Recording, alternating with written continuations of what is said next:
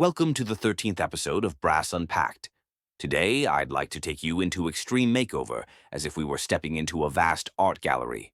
Each room, each canvas, is a tribute to Pyotr Ilyich Tchaikovsky, reimagined through the unique lens of Johan de Meij. Composed in 2004 by the Dutch composer, Extreme Makeover holds a central place in his brass band repertoire.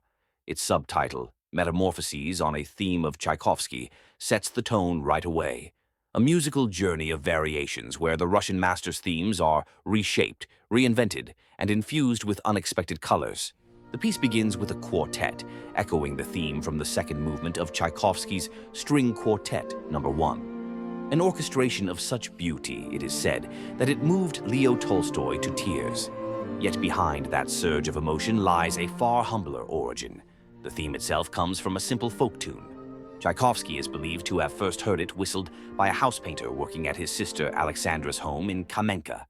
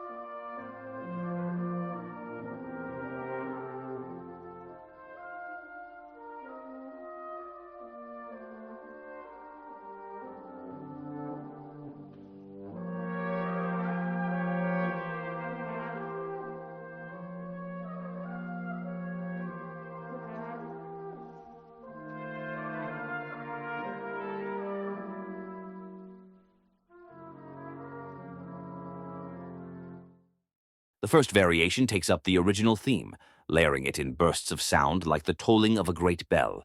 It feels almost as if the initial sketch has been redrawn and reimagined by a futurist painter.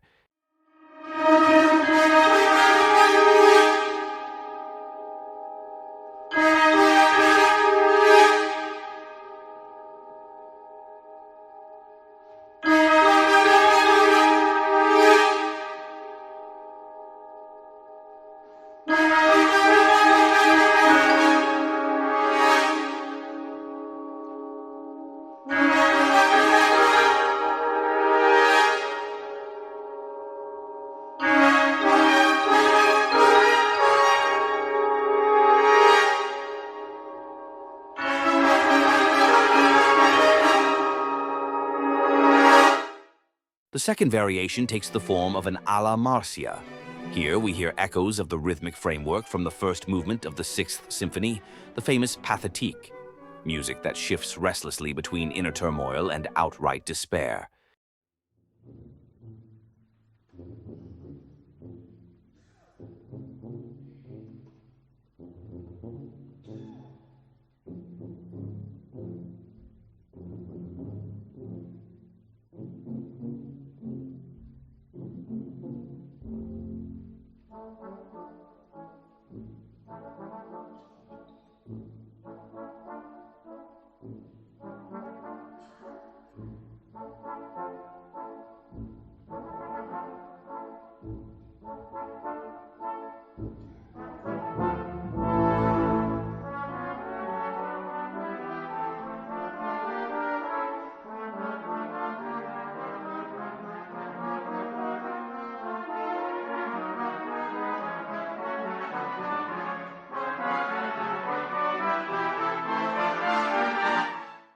While its rhythmic design recalls the first movement of the Sixth Symphony, the musical structure actually points back to the so-called birch tree theme used as the closing motif of the Fourth Symphony.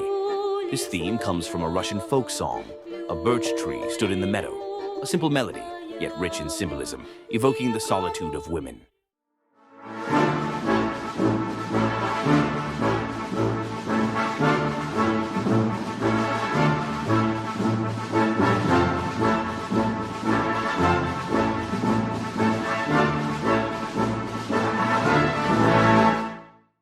chain of triplet figures, passed from one musician to another, recalls the third movement of the Sixth Symphony, with the quiet suggestion of time slipping away. As Tchaikovsky's final completed symphony, many have heard in it the composer's own requiem.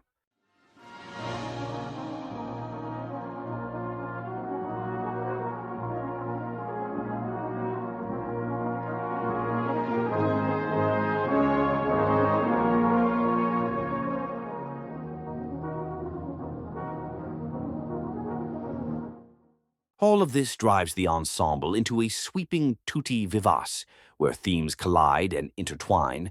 It feels like standing before an abstract canvas fragments of ideas, flashing, intersecting, and layering in a burst of sound.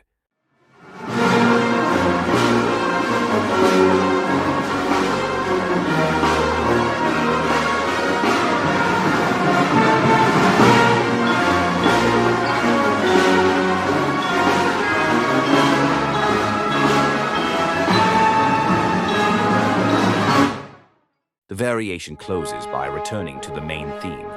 Yet in the background, we catch a glimpse of that famous fate motif, the one that opens the Fourth Symphony, an implacable force barring the way to happiness hanging above us like a sword of Damocles.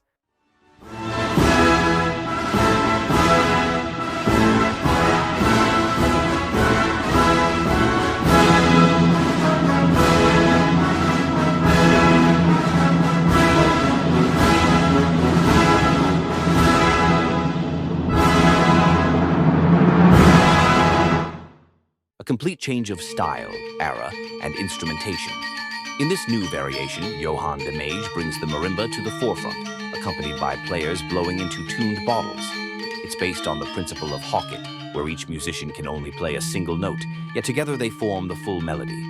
The sound world that emerges is reminiscent of the gamelan, the traditional Indonesian ensemble built around handcrafted bronze instruments.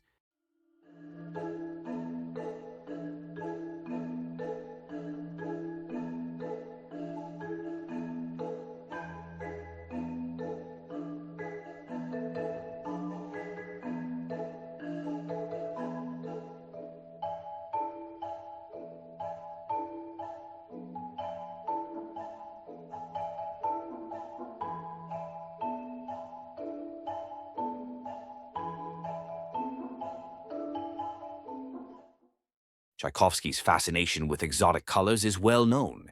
He often drew inspiration from Chinese, Arabic, and Spanish dances, which we can hear in works like Swan Lake and the Nutcracker.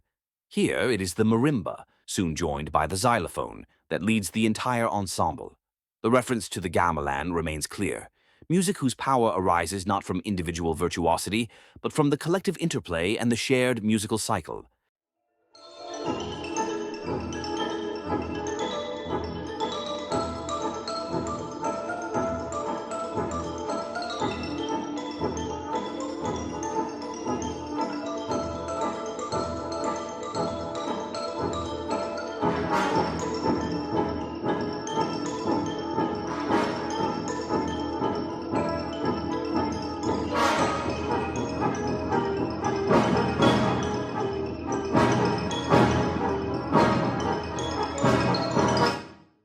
The final variation unfolds as a grand canon, rising through the orchestra from the deepest registers to the highest, while gradually bringing back the opening theme.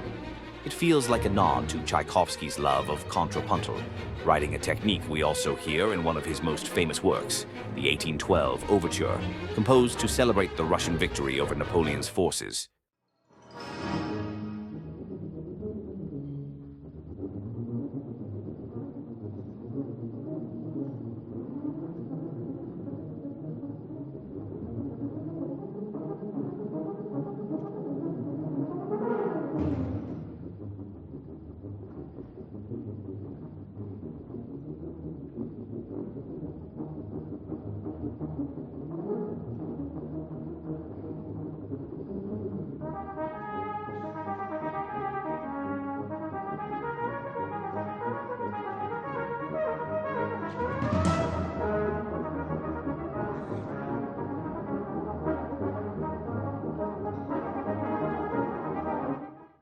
The work closes with a grand finale, peppered with playful nods to the 1812 overture, from triumphant trumpet calls to the ringing of tubular bells.